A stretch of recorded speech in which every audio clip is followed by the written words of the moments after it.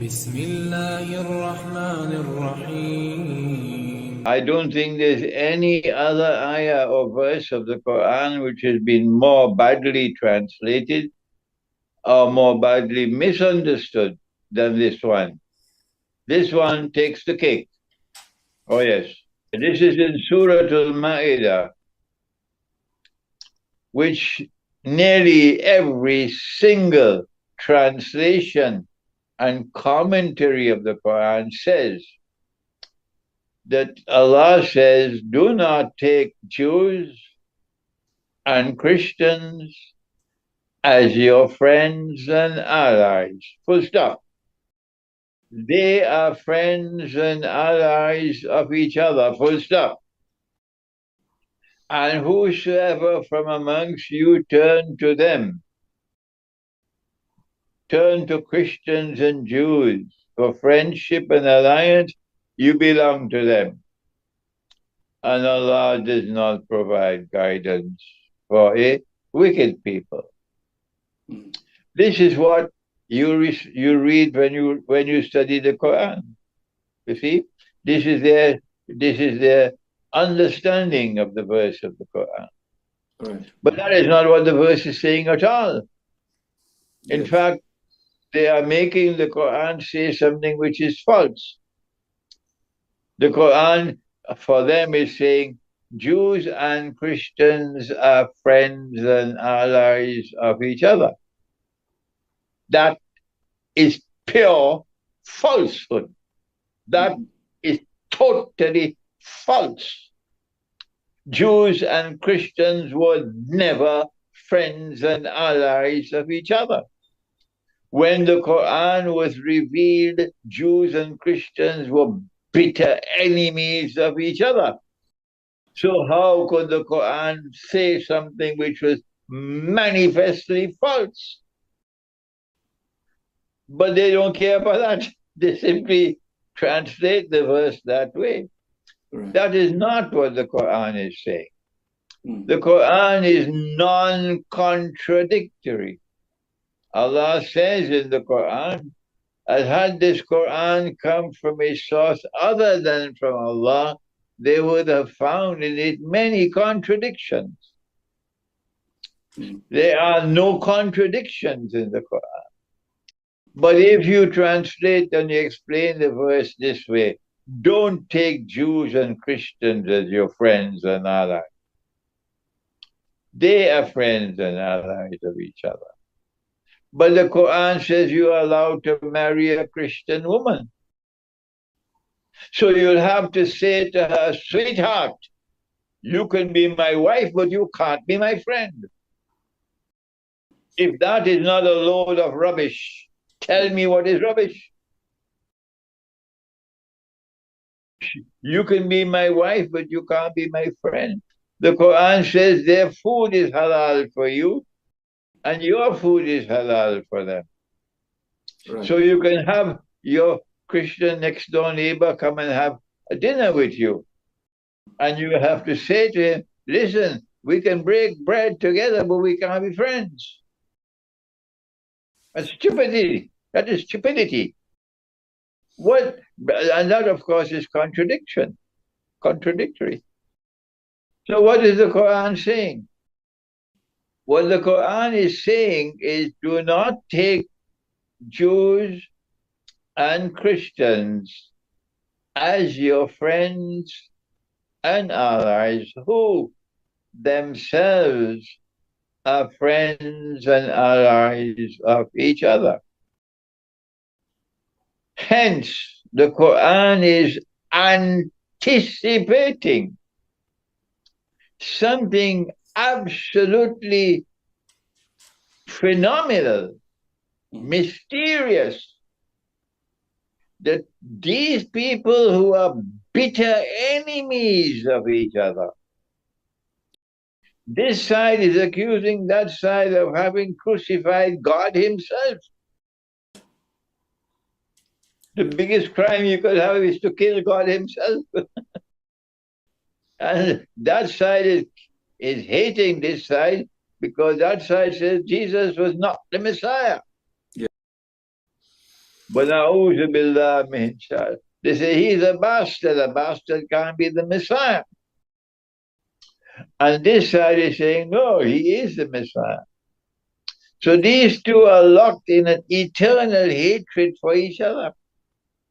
How is it possible for the Quran to anticipate that they will be able to mend the fences, reconcile with each other, and part of the Christian world, not the whole, and part of the Jewish world, not the whole, will reconcile and form friendship and alliance. This is what is in the Quran. It took more than 1,000 years after the revelation of the Quran for the world to witness the establishment of the Zionist movement in Basel in Switzerland at the end of the 19th century. And then the emergence of something called Jewish Zionists and something called Christian Zionists. And these Jewish Zionists and Christian Zionists then battled with their own people because the Jews were hostile to Zionism. The traditional Jewish people were hostile to Zionism. And Christianity also was hostile to the Christian Zionists. But they got the Vatican to lead the way. And the Vatican must be credited for having accomplished what was something miraculous to bring into being what the Quran anticipated, a Judeo-Christian alliance. So this is a further evidence of truth in the Quran. There's something which was considered to be impossible, cannot happen. But Allah is saying it will happen. It did happen. When we want to learn more about the Judeo-Christian alliance, we have to go to the subject of Gog and Magog. And that is the most important subject in Islamic eschatology today. The subject of Gog and Magog. It is to the credit of Dr. Muhammad Iqbal. If he had been a student of Darul Uloom, Iqbal would never have penetrated the subject of Gog and Magog.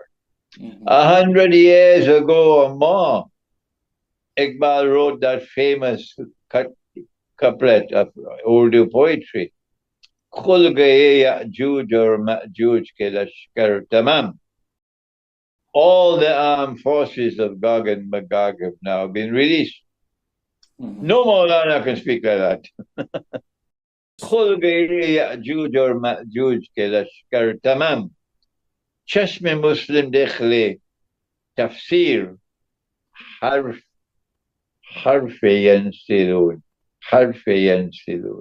Iqbal is pointing in the direction of the verse in Surah Al-Anbiya of the Quran, in which Allah speaks of a town. The town was destroyed by Allah. The Quran does not identify the town. No. The town is destroyed by Allah. The people of the town have been expelled from the town. And Allah has then placed a ban on them. They can never return to reclaim that town as their own. Hatta, until when? Hatta iza futihat Ya'juj wa Ma'juj, until Gog and Magog have been released. Futihat means to be released. وَهُمْ مِنْ كُلِّ حَدَبٍ يَنْسِلُونَ. There is the word yansilun at the end of this ayah. And Iqbal is saying, harfe yansilun is referring to this. When he used the word harfe yansilun, he's referring to these two verses of Surah Al-Anbiya. But when Gog and Magog are released, these are creatures created by Allah with power. So much power that none but Allah can destroy them. But they use power to oppress. They use power to corrupt. They are exactly the opposite of Zulkarnain. And when these people are released into the world, meaning the barrier built by Zulkarnain is destroyed by Allah, then when these people are released into the world, these are human beings. How do we know they're human beings? Simple. They commit fasad. Allah says they commit fasad.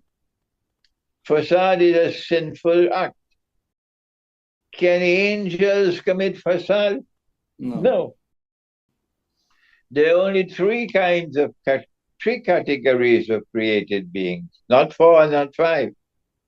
There are angels, there are jinn, and there are human beings. All right? These are sentient beings. Sentient beings. A dog is not a sentient being in the sense of an angel, a jinn, and a human being, because we have self-consciousness. And a dog does not have self-consciousness. A cattle does not. The trees don't have self-consciousness. The mountains don't have self-consciousness. No. So it is either a human being, a jinn, or an angel. Gog and Magog. But the angels do not commit sinful deeds. So Gog and Magog have to be either human beings or jinn.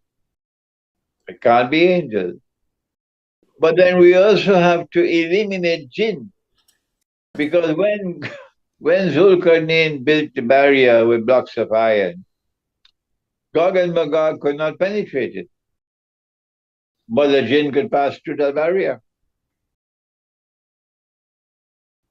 So it could not be jinn. So through a simple process of rational inquiry, you come to the conclusion that Gog and Magog are human beings. The Darul Uloom will never agree with me because they don't want to think. They don't want to think. So Gog and Magog are human beings. And when these human beings are released into the world, they will spread out all over the world, and with their indestructible power, they will corrupt the world, they will oppress the world, but most important of all, if you have only 5 rupees worth of common sense, that's all you need to conclude that they will take control of power in the world.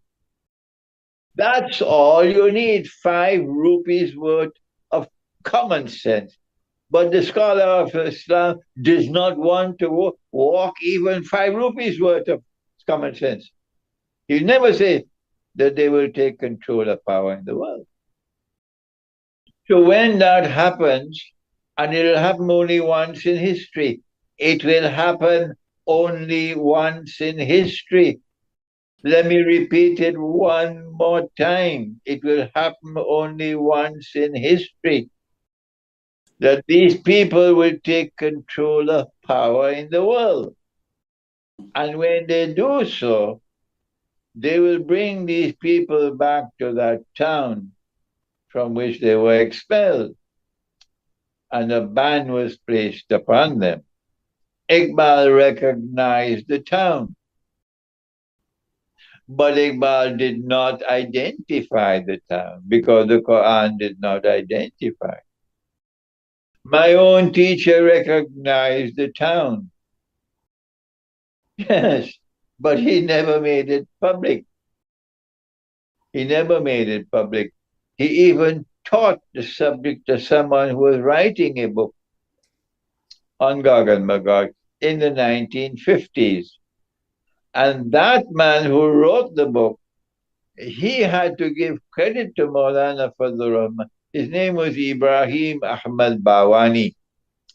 And he wrote a small booklet on Gog and Magog. And in that booklet, he credited Maulana Fazlur Rahman Ansari for having identified for him the town as Jerusalem. Iqbal came to the same conclusion. And I came to the same conclusion in the mid-1990s without knowing that my teacher had come to that same conclusion. But I came to the conclusion through a different route. I said, which town is there connected with Gog and Magog, either in the Quran or Hadith? And when I go to the Hadith, I find that Nabi Muhammad sallallahu ta'ala alayhi wasallam has said it very plainly and clearly that Allah will destroy Gog and Magog in Jerusalem.